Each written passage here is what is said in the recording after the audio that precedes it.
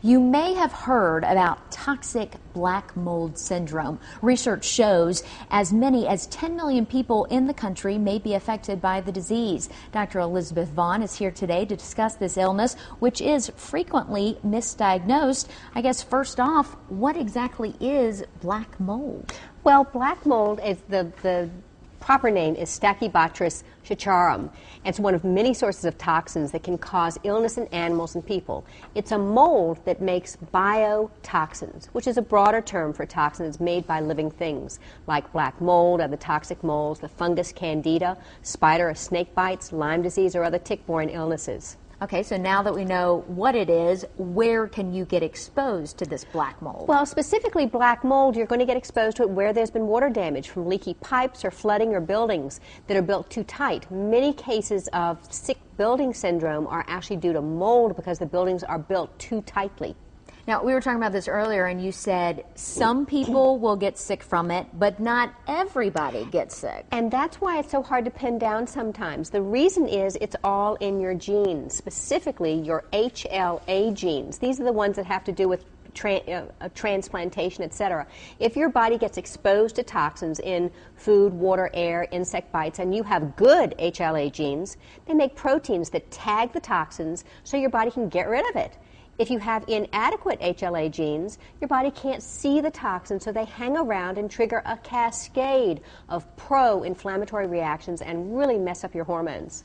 So let's say people have those kind of genes. What kind of diagnoses could they have because of the toxins? Well, it can act like many, many different things. Chronic fatigue, fibromyalgia, neurological disorders that look like MS or ALS or dementia, psychiatric illnesses like ADD and ADHD or depression. Sometimes people are just fat and they can't lose weight no matter what they do. There's a long list of symptoms that you can get. And that's the thing, there's so many of these things which are very kind of common. Is there any kind of pattern to it? There is a pattern to it. When you look at the list, it's a very long list, and the problem is that it will change over time. And the symptoms will change from week to week. It'll involve a number of different organ systems in the body. There's also over 100 different toxins that these molds produce, so each person will react to it slightly differently, and that's why lots of people just think you're crazy. And that's never a good thing.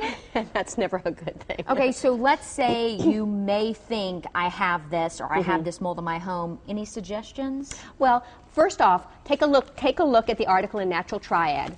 Take a look at the article in Natural Triad this month. Because if you think that your illness fits this picture, find someone who's knowledgeable about toxic black mold and get some help. If you and your doctor know you're sick, but you can't figure out what you have, or if they think you're crazy or you think you're crazy, don't give up. Get educated and get tested. And that's right, education is always key with something like this. That's right. There are a couple of different websites that I refer to in the article that are so useful for testing of neurotoxins, and also just get yourself educated. And that way you'll have a better idea of what to do. Wonderful. As always, thank you so much, Dr. Vaughn. Thanks, Melissa.